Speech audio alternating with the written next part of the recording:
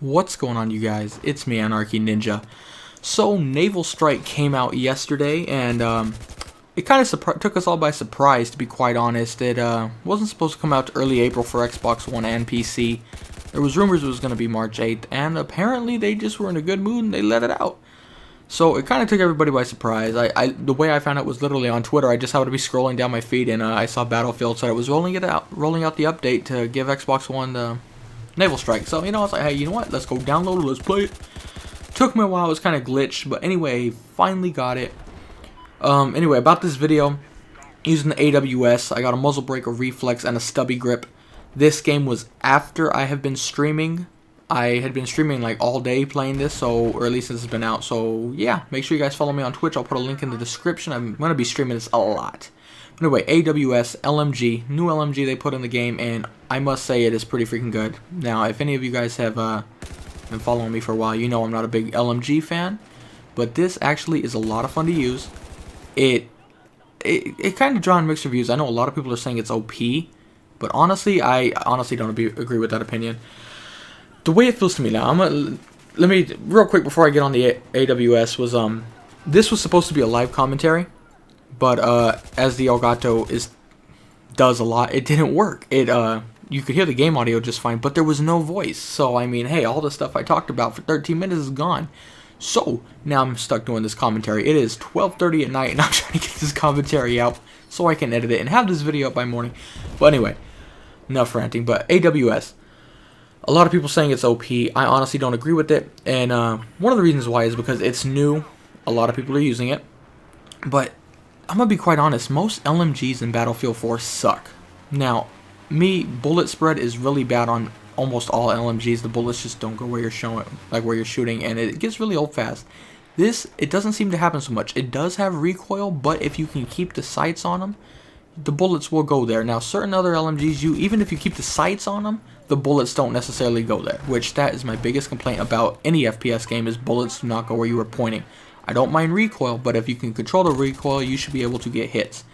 And I feel this LMG is very accurate, and it tends to do that. Most LMGs don't. Now, a lot of people think that's OP, but honestly, you guys, they finally released the LMG that's good. Like you can see, I lost close range gunfights with it. You can win, it comes down to skill if you're good enough. It doesn't do a super high amount of damage. The rounds per minute is around 800, which is a pretty high fire rate for LMG. With its accuracy, it's pretty good. Bullet spread's pretty low. But a lot of people are saying it's OP. Now, I honestly don't get that. One of the reasons I think it's OP, now this goes from any game, any DLC, anytime there's a new DLC and a weapon comes out. This goes for any game like Black Ops or anything of that matter. A lot of people use the new guns. And a lot of people tend to get mad because they die by it a lot. And now, it's not necessarily because the gun is super good. It's because a lot of people are using it because it's new. That doesn't mean the gun's good. Everybody's just testing it out. So because you die by it a lot does not mean it's OP. Give it a couple weeks, the gun will probably die down. I've seen that on so many games I've played where everybody, oh, this gun's OP because it's new. A couple weeks from now, no one's even talking about it. And I kind of feel this is where the AWS is.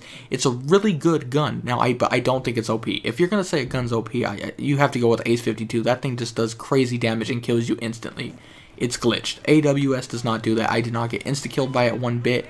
And I played ever since it came out until midnight, basically. So I've been on a lot. Didn't get insta-killed by it. If anything, I got insta-killed by the AR-160 more. So I don't feel it's OP. Anyway, my final opinion on this gun, it is really good. For LMGs, in my personal opinion, it's the best LMG, but again, that does not make it OP. Naval Strike. This map is Nishan Strike, I believe it's called. I don't know how to pronounce it. It is actually one of my favorite maps, and as you can see here, I don't even know what just happened. Like, you should have heard me doing a live commentary. I was flipping out, like, what is this crap? He's floating around. I don't even know what just happened. But some of the issues was a lot of rubber banding. Now, I kind of thought people were exaggerating back when Xbox One did not have it. I hadn't played it up to this point, and a lot of people from PlayStation were saying it's really laggy. Kind of thought they were just exaggerating, but I got into it and I started playing, and it was really laggy. If you don't like rubber banding, you aren't going to enjoy it. You do get occasionally a good game where you are not lagging as much, but it was pretty bad. But again, it was still real fun. Me personally, I hated the China Rising DLC. It kind of reminded me of Armored Kill from BF4. It just was a really bad DLC, and I didn't like it. But this DLC, I actually really enjoyed it. It was a lot of fun. The weapons are fun to use. For me, you know, if you guys have been with my channel a long time, you know I'm an infantry player. I am close quarters most of the time.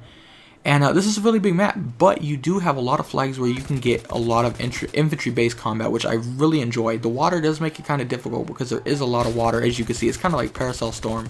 A lot of flags with a lot of action, but to get to those flags, sometimes it's annoying, especially if you don't have a vehicle to get there. And if you don't have a good squad, might I add. But it does have a lot of action. The castle on one of the maps, or fortress, is real fun. That has a lot of action. And that's probably my dog snoring in the background, if you can hear that. So... And right here, I've rushed this boat basically because I need to get 20 boat kills to get the PDW. So that's what I was doing. I was doing the challenge. Just wanted to let you guys know. But honestly, Naval Strike, I actually really enjoyed it. I've been playing it for quite a few hours. It was a lot of fun. A lot of fun streaming with you guys. I really don't have many complaints about it besides the rubber banding. And occasionally, as you'll see later in the video when I'm actually like storming the aircraft carrier, there was invisible walls in certain spots that were. It was kind of annoying. But I mean, in all honesty, it's not that big of a deal. Rubber banding is, but I mean, that Lycang Dam had it, you know what I mean? So it's like, kind of get used to it. Game mode I'm playing is, I can't even remember the name of it. I can't even remember, I'm so tired, but it's Carrier Assault Large. You have small and large, and I am playing large, which is the 64-man version. And it is actually a lot of fun.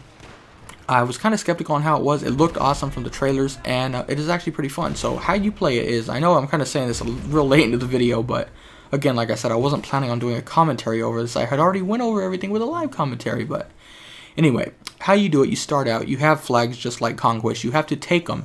Now, if you look above the map, you see 2 ships, blue and orange, or red, however it is on your screen, and you need to cap the flags, and it goes down, kind of just like Domination. Or even Conquest. Once their bar runs out from taking flags, the ground-based rockets will shoot at the enemy ship and blow a hole in it, as you will see in the footage later.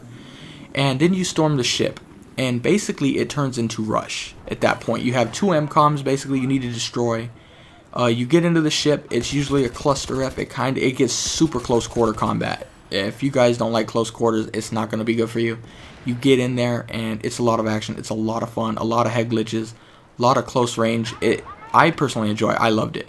You go in. There's a few ways you can get in. You can either go up by boat, and there's a ramp that falls in the water, and you can get in through the gate. Or you can, once you blow open their ship, there is a spawn point where you can spawn in parachuting. And you'll see this towards the end of the video.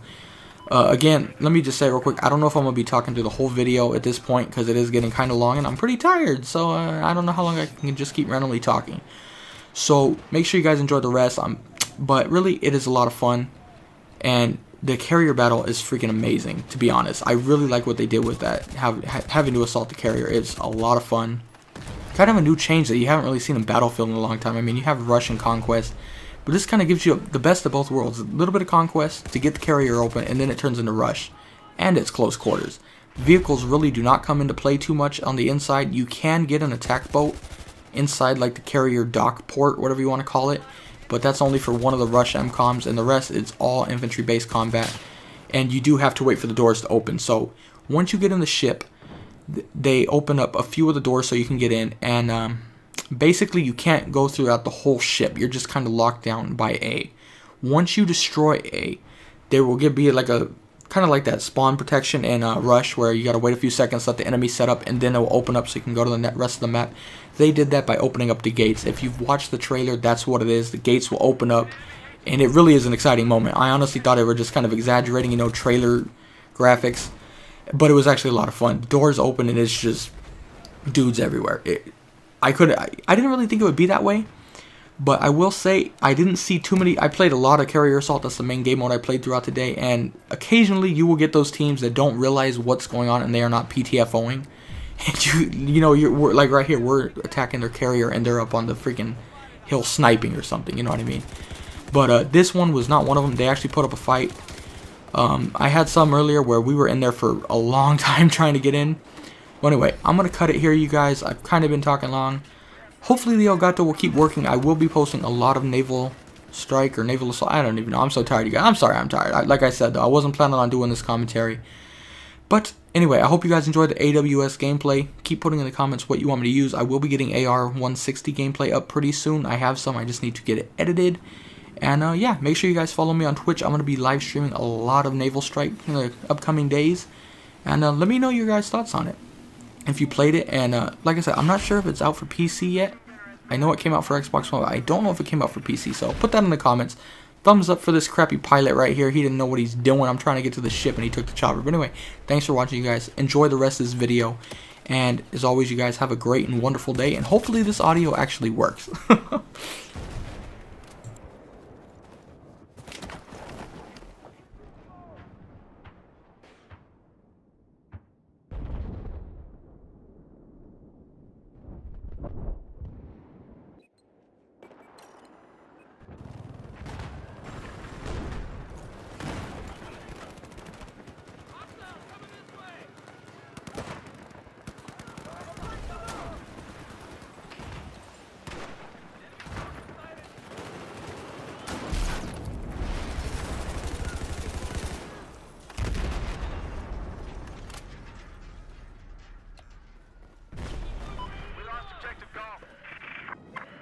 Set the charge on Objective Alpha.